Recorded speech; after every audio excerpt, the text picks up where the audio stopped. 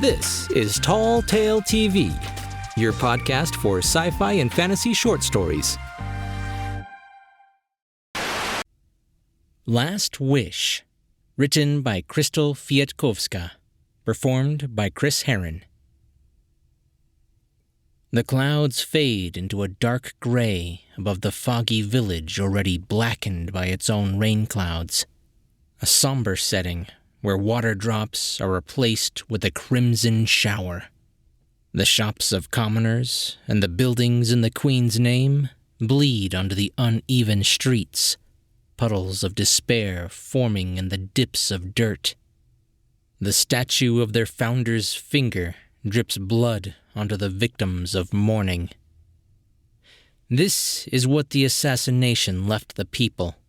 A place once full of light and wonder, hope and peace, joy and blessings, is now a ghost town full of dead souls walking the streets. Their leader may have been the target, but it was their home that was killed in cold blood. No one saw it coming. An arrow flying straight through the excited crowd, finding its place between their leader's eyes, was not part of the agenda.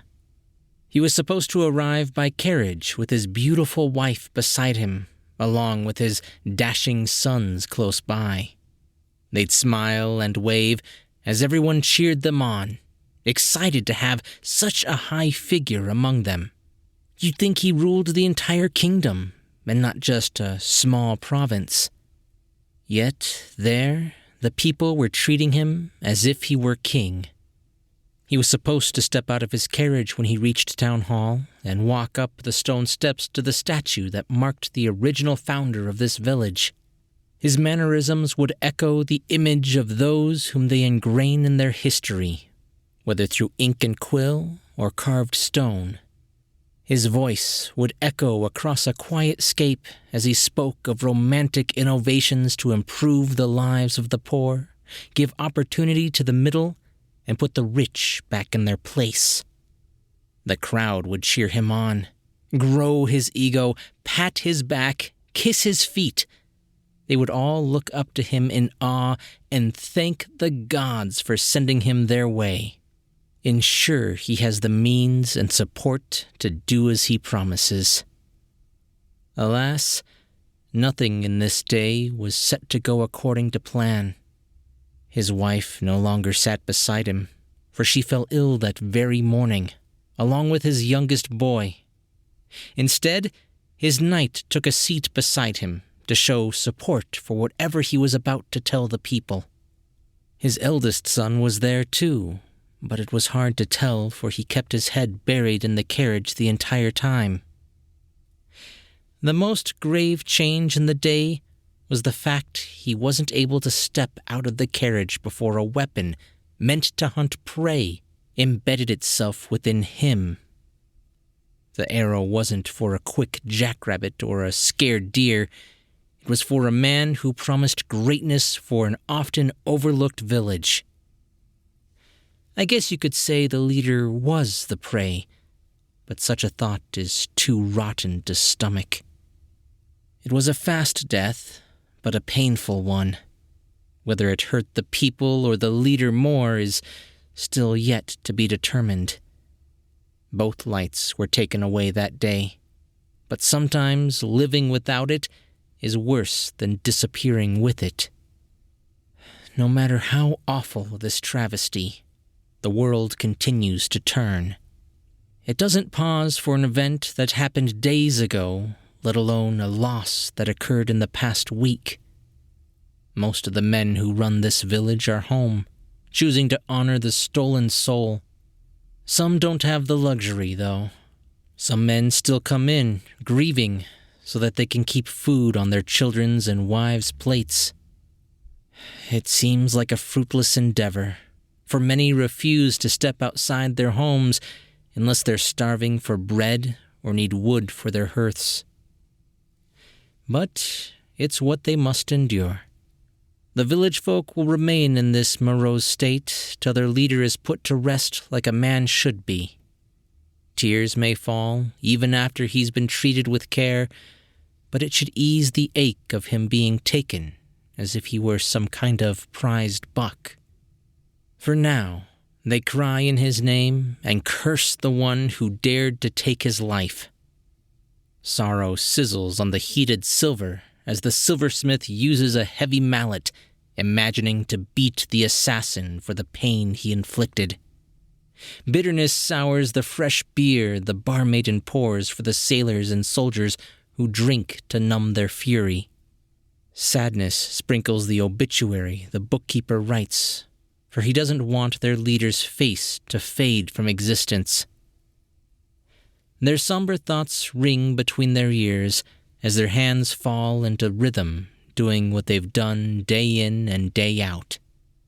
Their hearts may feel the difference, but their limbs only know what they've been taught. Yet, they still stop dead in their tracks when a soft, shaky voice slips through their windows. In this time of turbulence that we face with ongoing wars, not just between kings of East and within our kin, but the queens of our houses and sons sowing our seeds, we must stand strong on our principles. The words gently push aside their upset and seduce them out of their buildings.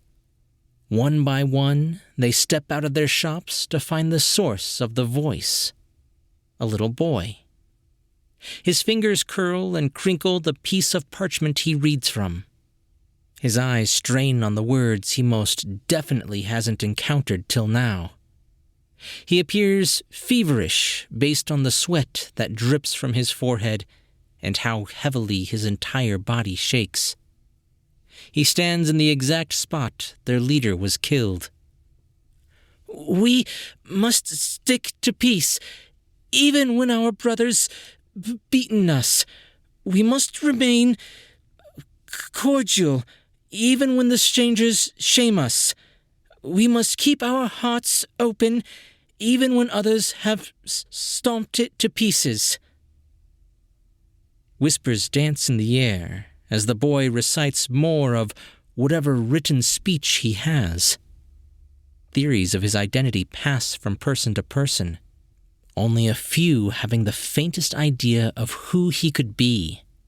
His dark hair, his brown eyes, his formal posture. He looks like their very leader. The more the boy speaks, the more they realize he acts and talks like him too. This little boy is no simple little boy. This is no simple speech he speaks. He is, in fact, the leader's youngest boy. The speech is the very one that was supposed to be spoken to them. Some of the women in the crowd wonder if they should walk up and pull him away from the grave he stands on, shelter him from the dark reality that's been thrust upon him. However, none of them can move. No man can either. They're all captivated by the boy and don't wish to disturb him. Most importantly, we must march with our swords sheathed. One can fight well with a blade, but it takes a great fighter to stop an army with his tongue. Such an act can save brethren from being slaughtered and from living with red forever staining their hands. So, for the love of our kin, protect farther generations from an everlasting pain. The boy drops his hands, but still clings onto the parchment. He refuses to let go of his father, for this is the last essence of him that the boy has. He stares at the crowd who is left in silence.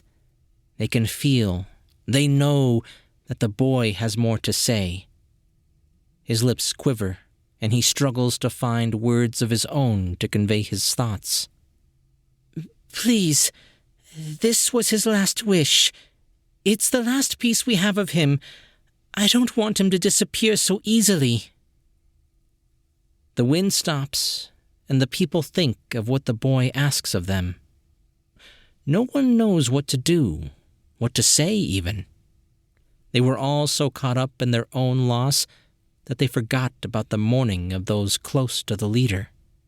They were all so focused on the vengeance they wanted to enact that they forgot what he stood for.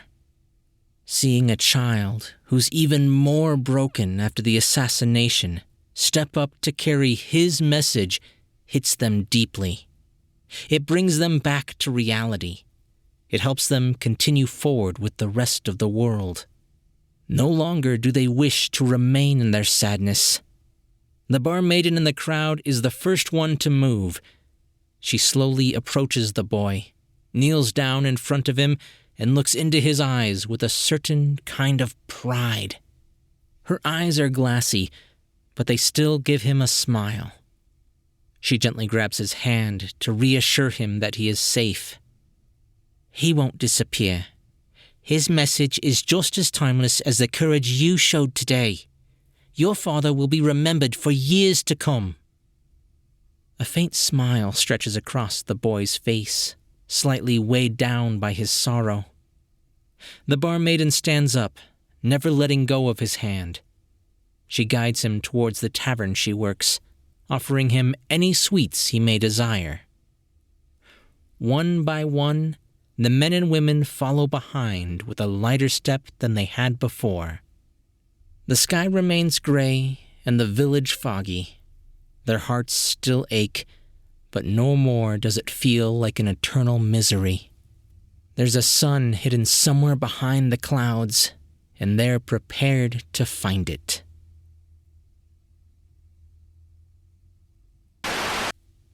Krystle Kwiatkowska is a writer based in Georgia, USA, who primarily works within the prose and screenwriting mediums. She often crafts stories set within the supernatural and high or epic fantasy genres, though she has recently begun to explore tales of the historical and literary. She's previously been published in an anthology, Winter Neverland, an anthology, where she contributed 2 short stories and 3 poems. Kwiatkowska has completed a supernatural drama TV pilot and is currently working on her first literary novel as she continues to create a variety of short stories in between. The feel of this piece really hit me as appropriate for this time. There's been a lot of misery lately, whether it's the state of the world, political situations, or even all the death and disease, or any of the other mountains of things we've been dealing with for years now. It seems like the voices that speak for us are few and far between, and not much seems to get better. I know I myself have been dealing with a lot of depression lately, and it is just rampant among the world right now. So many people are just having issues, and I'm one of the lucky ones. I didn't lose my job. I'm just dealing with the pandemic and everything else. It takes its toll on everyone, and I hope you guys are all right. All we can really do is move forward and try to do our part to make things better, one step at a time, and know that it's okay to sometimes not be all right. Just reach out and try to relate to somebody. They're probably in a similar situation. You never know. I hope you guys liked this story. If you did, be sure to leave a thumbs up or a comment if you're on YouTube. And of course, be sure to subscribe for brand new short stories 2 to 3 times a week. I'm Chris Herron, and that's it for today's Tall Tale TV.